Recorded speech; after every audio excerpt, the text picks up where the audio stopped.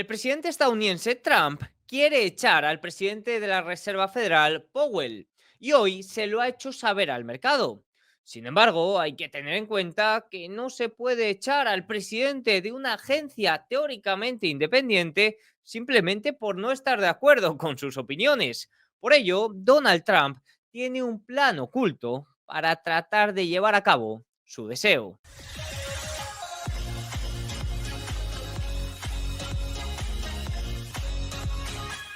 Muy buenas a todos y bienvenidos un día más al canal. Hoy es miércoles 16 de julio de 2025 y en este momento son las 22:12 hora en España, 16:12 horario de Nueva York. Ya han cerrado los mercados de Wall Street y lo han hecho hoy, sí, ampliamente al alza, rechazando niveles clave por debajo. Niveles clave que voy a marcar en este vídeo, porque si se pierden, la cosa podría ponerse aún más fea.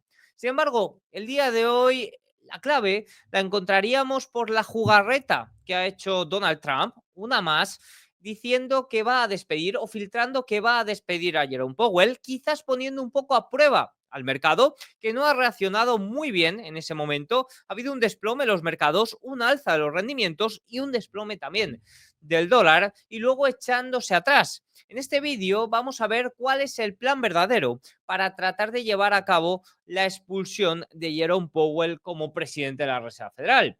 Porque entenderéis que no se puede echar a un presidente de una agencia independiente simplemente porque no baja los tipos de interés y tú sí que quieres que lo haga. Así que vamos con ello. Vamos a arrancar haciendo algunos comentarios políticos, ya que ha habido mucho movimiento en las últimas horas respecto a todo el tema deuda. Fíjense, el primer ministro francés ha presentado un plan de ajuste fiscal de 43.800 millones de euros para tratar de reducir el déficit.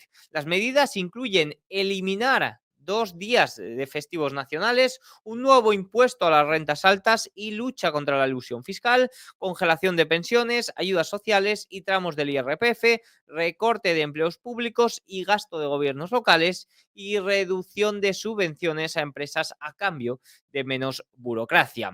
El primer ministro advierte que Francia está en peligro mortal por su dependencia del gasto público y el aumento acelerado de la deuda. El objetivo es reducir el déficit al 4,6% del Producto Interior Bruto para 2026 y cumplir el límite europeo del 3% para el año 2029. Aleluya, por fin alguien se da cuenta del problema que está generando la deuda y cómo está empobreciendo a los ciudadanos, aunque probablemente de eso no se haya dado cuenta y lo haga más bien por ese límite europeo. Por el lado de Le Pen, ha advertido que si el primer ministro francés no modifica su plan de gasto público, buscará derrocarlo. Por tanto, sí que es cierto que el plan enfrenta riesgos políticos, ya que el gobierno no tiene mayoría parlamentaria y podría ser destituido tan pronto como otoño mediante moción de censura. La situación en Francia, la verdad que durante todo el año 2025 no está siendo para nada fácil. Para aprobar presupuestos les está costando muchísimo y para aprobar este tipo de medidas también. Además, los inversores han castigado últimamente a la deuda francesa, elevando su prima de riesgo durante prácticamente todo el último año. Fíjense que incluso en marzo se fue por encima del 3,6% el rendimiento americano a 10 años. Y en este momento, aunque hoy ha corregido ligeramente, fíjense que estaba marcando niveles máximos desde aquel 9 de abril.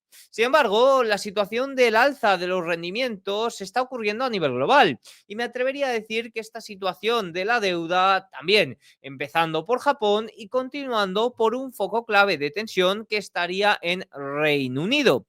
Fíjense, los rendimientos de Reino Unido llevan prácticamente durante todo el año 2025 por encima del 4,5%, me atrevería a decir, de media, los rendimientos americanos a 10 años, muy por encima de aquel episodio Liz Truss, aquel episodio de septiembre de 2022 en el que Liz Truss anunció un plan de recorte, un plan de recorte de impuestos muy a lo grande, sin dejar claro cómo iba a reducir el gasto, lo cual hizo pensar a los inversores que se iba a llevar a cabo una mayor emisión de deuda y alzó los rendimientos. datos. Pero más importante que todo esto es la situación de la inflación en Reino Unido, porque el día de hoy se han conocido los datos correspondientes a junio y han sido superiores a lo esperado. Fíjense, la tasa de inflación anual en Reino Unido ha subido al 3,6% desde el 3,4% de mayo y respecto al 3,4% que se esperaba. La principal presión al alza provino de los precios del transporte. Por el lado de la inflación de los servicios se ha mantenido estable en el 4,7% y el dato subyacente se sitúa en 3,7%. Es curioso porque no hay efecto base. Fíjense que de mayo a junio de 2024 apenas hubo cambio y ahora hemos visto cierto salto. Lo mismo veo, por ejemplo, en el dato general. Por tanto, la inflación en Reino Unido podríamos decir que está estancada, pero está estancada ampliamente por encima de los objetivos y por encima del 3%. Sin duda, el Banco de Inglaterra también está un poco ante la espada y la pared. No obstante, dentro de los comentarios políticos del día de hoy, si bien ha habido algún comentario relacionado con los aranceles, Donald Trump ha dicho que un acuerdo con India puede estar más cerca y que tiene ahí 5 o 6 países para tratar de llegar a un acuerdo comercial en breves, pero el foco estuvo por el lado de tratar de despedir a Jerome Powell y quizás hacer una prueba para ver cómo se lo tomaba el mercado. Fíjense, empezaron a salir noticias a eso de las 4 de la tarde, hora española, 4:30, una cosita así, lo que viene a ser 10:30, horario de Nueva York. El presidente Trump dijo a los legisladores republicanos que debería despedir a Powell y las personas o los legisladores expresaron su aprobación. Evidentemente esto lo suelen hacer, no suelen ir en contra de Trump. El medio CBS comenta que Trump ha estado planteando la posibilidad de hacerlo tanto en declaraciones públicas como privadas, pero la Casa Blanca aún no había construido formalmente una base legal para ello. También informan que algunos miembros del Comité de Servicios Financieros de la Cámara tienen previsto reunirse con Jerome Powell tan pronto como esta noche para reforzar la independencia de su cargo.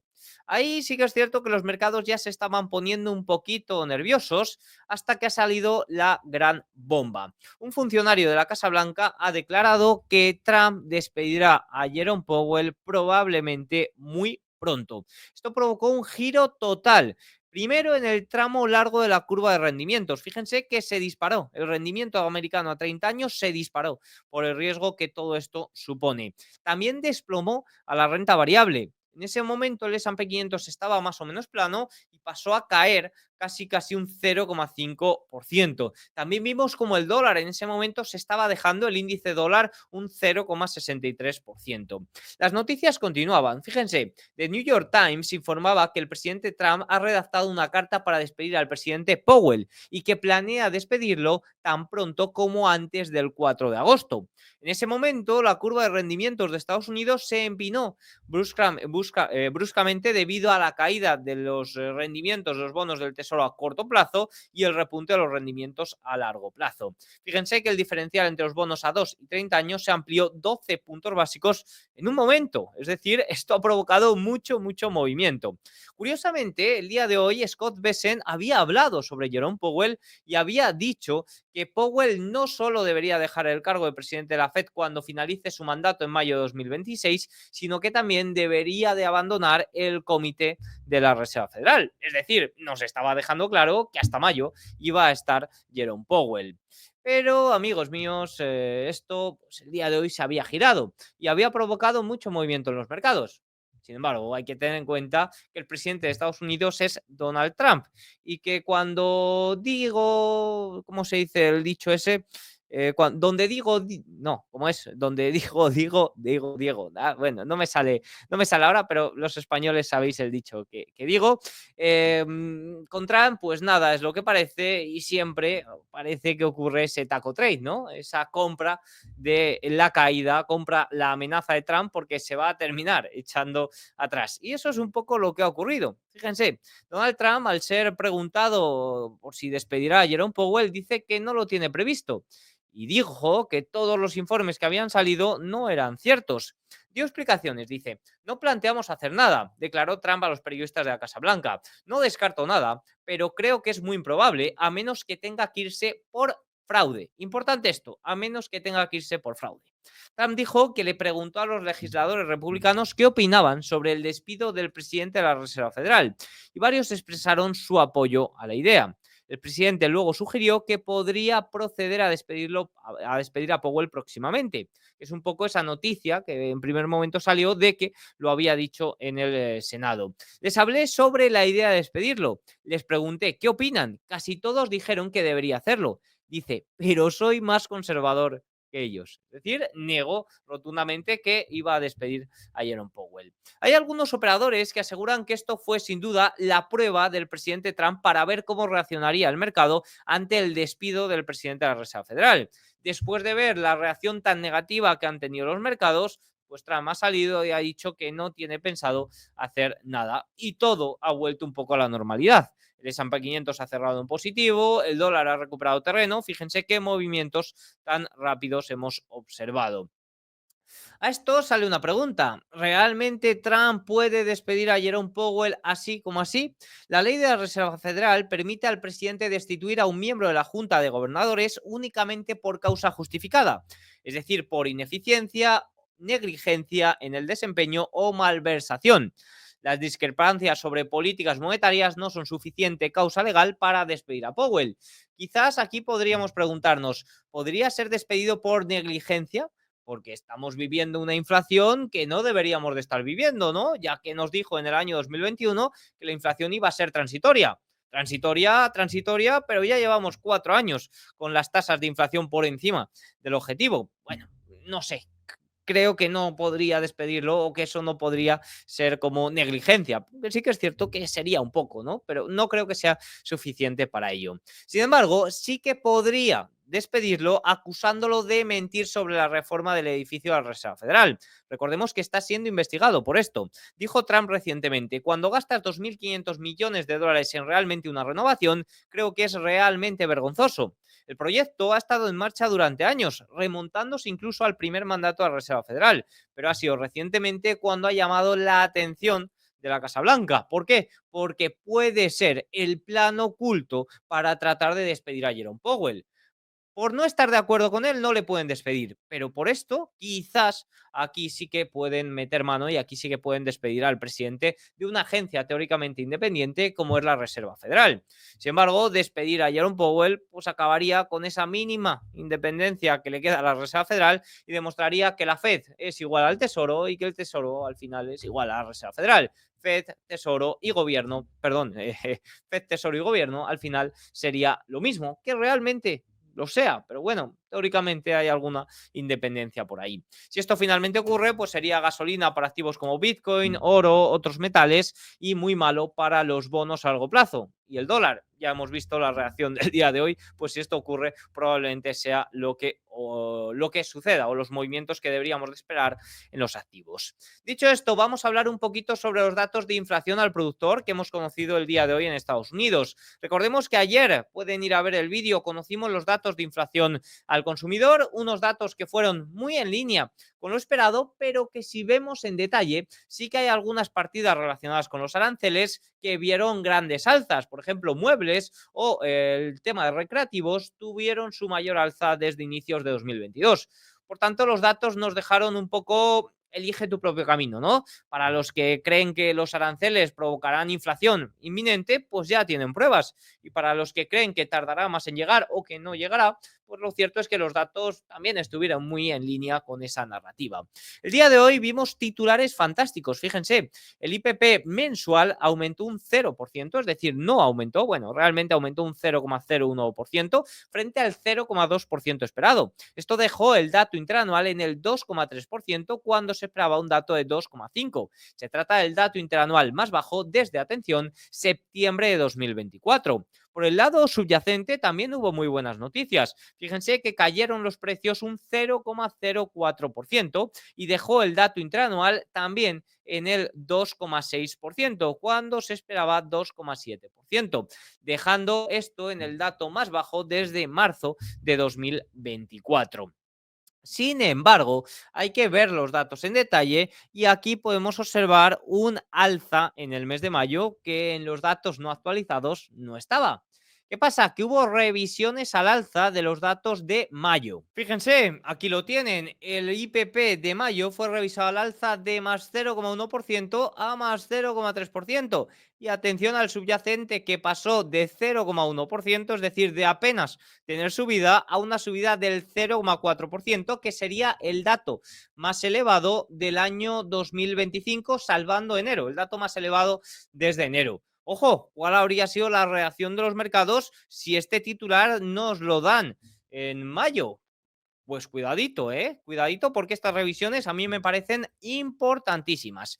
En general, en términos mensuales, el IPC del sector servicios, pues vemos que deflactó y en detalle, pues podemos ver que los precios de los bienes de demanda final subieron un 0,3%, el mayor incremento desde febrero, y más de la mitad del avance se debe al índice de bienes de demanda final, excluyendo alimentos y energía. Los precios de energía y alimentos aumentaron un 0,6 y un 0,2% respectivamente. Por el lado de los servicios fueron negativos, es decir, aquí hubo deflación por el lado de servicios. Bajaron un 0,1% en junio tras aumentar 0,4% en mayo, pero claro, el dato ya revisado. Liderando la disminución el índice de servicios de demanda final, excluyendo comercio, transporte y almacenamiento. Si nos vamos a ver un poco lo más importante de estos datos, que son los componentes que se utilizan para extraer el deflactor de inflación que conoceremos a final de mes, se observa una gran caída en los billetes de avión y cierto repunte por el lado de gestión de carteras. Y el resto de componentes vemos un dato más sólido que el que conocimos en mayo. Por tanto, no me extrañaría para nada ver un dato de mayo más sólido, más elevado con respecto al deflactor de inflación, que al final es el dato más importante. Sin embargo, el gráfico más importante que quería ver sobre los datos de inflación al productor es este. Viendo que los datos al consumidor de junio han sido más elevados que los datos al productor, podemos confirmar que es el primer mes en el que esos alzas de precios se trasladan al consumidor y no los absorben los márgenes de las compañías. El primer mes del año 2025 y el primer mes desde desde octubre, perdón, del año 2024. Es decir, las compañías están empezando a trasladar ese alza de precios al consumidor. De momento, la conclusión que saco de los datos tanto de inflación al consumidor que conocimos ayer como al productor que hemos conocido hoy es un poco elige tu propio camino. Para los que defienden que los aranceles alzan los precios, pues realmente se están observando que sí, sobre todo por el lado del consumidor. Y para los que creen que no, pues también sí que es cierto que los datos acompañan esa narrativa. De todos modos, los datos son mucho menos altos que lo que se podría esperar. Es decir, es mucho menor presión que la que esperaban las encuestas de consumidores, el consenso de analistas y la propia Reserva Federal. Pero hay un factor importante y es que hablamos que por el momento, ya que los aranceles que están en vigor son muy bajos comparado con la tasa arancelaria efectiva que entraría en vigor el día 1 de agosto. Por tanto, vamos a ver cómo impacta eso. Diego, ¿estás diciendo que a partir del 1 de agosto los aranceles van a ser mucho más superiores y podrán impactar más a los precios? No tengo ni idea. Nadie sabe lo que puede ocurrir porque no hemos tenido esta tasa arancelaria efectiva en los últimos 100 años. Lo que digo es que los aranceles que están en vigor en este momento no son tan superiores como los que teóricamente van a entrar en vigor el día 1 de agosto. Y digo teóricamente porque veremos a ver si entran, ya que los rendimientos americanos a largo plazo están dando señales de que no están muy convencidos de ello. Un punto importante también es que el día de hoy se ha conocido el libro Beggy, que muestra un poco la situación o encuestas de diferentes reservas federales de Estados Unidos y muestra la situación, ¿no? Y vemos que los comentarios sobre inflación han alcanzado un nuevo mínimo en 4 años, mientras que economía lenta ha marcado un nuevo máximo. Es decir, cuidadito aquí porque quizás la Reserva Federal llega tarde a esas bajadas de tipos, como ya comentábamos el día de ayer, pero quizás es su trabajo llegar tarde, ¿no? Porque no tiene que pronosticar, sino que tiene que actuar en base a los datos que tiene. Y de momento sí que es cierto que los datos no apuntan, o al menos como entiendo que comprende la Reserva Federal, los datos no apuntan a bajadas de tipos, aunque parece que al comité ejecutivo se le acaban las excusas para no empezar a recortar. Quizás no en julio, pero ya va a tener que empezar en septiembre. Dicho esto, un pequeño comentario sobre el colaborador de los vídeos de esta semana, que no es otro que Investing Pro. Investing Pro tiene unas rebajas de hasta el 50% debido al veranito que se pueden sumar al código de descuento que dejo abajo en la descripción del 15%. Investing Pro es una plataforma muy completa para analizar las compañías a nivel fundamental. Tienen modelos de valoración, tienen noticias, tienen también pues todo el tema de modelos, modelos de flujos de caja, puedes hacer gráficos, todo lo que te dé la gana. Tienen este informe que es bastante interesante y en el que viene todo. A mí me gusta mucho a la hora de revisar, o el primer vistazo que hago a las compañías es a nivel técnico si tiene fortaleza, y luego me voy aquí y miro mucho el análisis DAFO. Aquí sí que es cierto que es un comentarios cualitativos que a mí me parecen bastante interesantes. También tiene la parte de investing de inteligencia artificial, que es como un chat en el que le puedes preguntar pues muchísimas cosas, cuáles son las mejores acciones mundiales. Yo lo utilizo mucho, sobre todo como está ligado con noticias, cuando hay una compañía que no sé por qué se ha movido y que tengo en cartera o tal, digo, oye, ¿qué ha sido lo que ha impactado a esta compañía en el día de hoy? Sobre todo lo hago al cierre y me da las noticias y ahí miro un poquito qué es un poco lo que le ha ocurrido. Por tanto, pues aquí lo tienen, y si les interesa saber más sobre la plataforma, dejo también abajo en la descripción un vídeo tutorial pues para que vean cómo funciona y si les interesa o no. Así que nada, dicho esto, continuamos con el vídeo. El S&P 500 ha subido ya un 25% en solo 3 meses. Está en máximos históricos. Sí que es cierto que ayer rechazó ampliamente los 6.300, pero es que hoy, vamos a verlo ahora en detalle, también ha rechazado los 6.200 por abajo. Es decir, está ahí entre dos niveles clave. Fíjense, la estacionalidad hasta ahora ha sido muy favorable. Pero atención, porque esto está a punto de cambiar. Estacionalmente, el mes de julio trae un rendimiento promedio del 1,67% desde 1928. Eso lo marca o lo deja con diferencia como el mejor mes del año. La primera mitad de julio es aún mejor. El periodo, que se extiende hasta el 15 de julio, ofrece un rendimiento promedio del 2,43%. Históricamente es el mejor periodo de 2 semanas del año. Lo fácil ya ha pasado, ya que el 3 de julio es históricamente el segundo mejor día del año, y esos primeros días de julio son los más positivos a nivel estacional. Sin embargo, ahora estamos cerca del 17 de julio, que es cuando históricamente se marca el techo.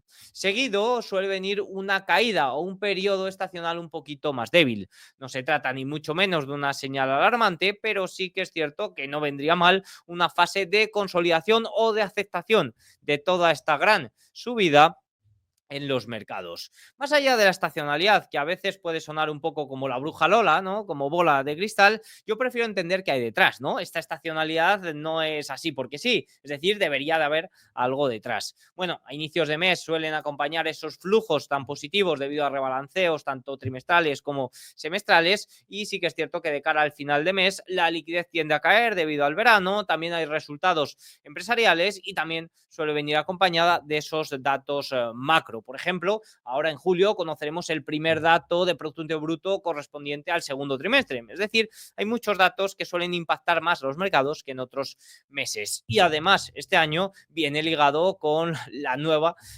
tasa arancelaria efectiva que entrará en vigor el 1 de agosto. ¿Cuál es la situación del mercado? Bueno, pues fíjense cómo ayer se rechazaron los 6.300 puntos y hoy el S&P 500 ha rechazado por debajo un nivel clave, que son los 6.200 puntos. Tengamos en cuenta que la amplitud de mercado ayer fue malísima. Ha habido ya 2 días de amplitud muy negativa durante esta semana, pero sí que es cierto que hoy se ha salvado un poco. Hoy ha sido positiva, no tan positiva como ayer lo fue negativa, pero sí que es cierto que ha sido algo más positiva. Lo que estamos viendo aquí sí que es cierto es que ahora se observa un poco más de debilidad que en las últimas semanas. No es nada alarmante, no es nada que en este momento sea muy negativo y tenga que provocar desplomes como tal, pero sí que es cierto que estamos viendo un poquito más de debilidad. Estamos empezando a ver que la amplitud se deteriora. Sin duda, un punto a mantener y un punto a vigilar. Por el lado de los fondos sistemáticos, pues sí que es cierto que los fondos seguidores de tendencia tienen previsto llevar a cabo compras durante esta semana, pero sí que es cierto que para las próximas semanas, si el mercado se mantiene o si va al alza pueden llevar a cabo compras, tienen previsto también llevar a cabo grandes ventas. sobre todo si se pierden niveles clave. ¿Cuáles son estos niveles clave? En torno a los 6.000 puntos en el S&P 500 y ya si se pierden los 5.900 entrarían mayores ventas. Por el lado de diferentes indicadores de sobrecompra, también es cierto que indican cierta prudencia. El nivel efectivo medio de los encuestados por Bank of America en la última encuesta ha caído a 3,9% desde el 4,2% de junio. Esta no es una señal así residual, es una señal bastante importante y que yo suelo tener bastante en cuenta porque nos indica un posicionamiento muy elevado por parte de los gestores y cuando el posicionamiento es elevado, pues a poco que ocurran cosas ya saben que se debe soltar un poco de materia. Fíjense que desde 2011 esta señal ha anticipado pérdidas medias del 2% en las 4 semanas siguientes. Y sin duda, el punto clave que creo que hay que vigilar en estos momentos son los rendimientos de los bonos del Tesoro. Hoy han aflojado un poquito, pero el rendimiento ha subido hasta el 4,5% el día de hoy. Eso significa una subida de más de 30 puntos básicos en solo 16 días que llevamos de julio. Históricamente, cuando ha habido una subida de 60 puntos básicos en cosa de un mes, ha sido muy restrictivo para la renta variable. Y sobre todo, lo más importante con respecto a los rendimientos es que son los únicos capaces de evitar que Donald Trump imponga aranceles. Ya vimos lo que ocurrió en abril y a este ritmo parece que también se están oponiendo a que esos aranceles entren en vigor. De momento, no hay que ser catastrofista, de hecho eso es lo último que soy y no hay razones para pronosticar desplomes a corto plazo, pero sí que hay que vigilar todos los factores que he comentado y especialmente el nivel 6.200 en el S&P 500 y su evolución de cara al vencimiento del viernes, ya que esto puede ser clave. Por debajo, en el mapa de Kanma no hay nada. Si se pierden los 6.200, 6.180, no hay nada. Es decir, podríamos ver correcciones mucho más considerables. Y ya si perdemos esos 6.000 puntos y entran en juego las ventas de los fondos de seguidores de tendencia, puede ser mucho más preocupante. Para mañana conoceremos datos de balanza comercial en Japón, el dato final de eurozona, de inflación en la eurozona y en Estados Unidos conoceremos datos de ventas minoristas y los datos, como siempre, de paro semanal. También conoceremos resultados empresariales importantes, Taiwan Semiconductor y Netflix al cierre. Hoy ya hemos conocido a SML y ha dado un serio aviso para los seguidores de la inteligencia artificial y los semiconductores. De hecho, ha llegado a caer más de un 7% tras los resultados que no han sido tan sólidos como se esperaba. Así que nada, tienen todos los datos. El día de hoy un vídeo un poquito más breve. Espero que les haya gustado el vídeo. Si es así, hacednos un like, un comentario y nos vemos mañana. Chao.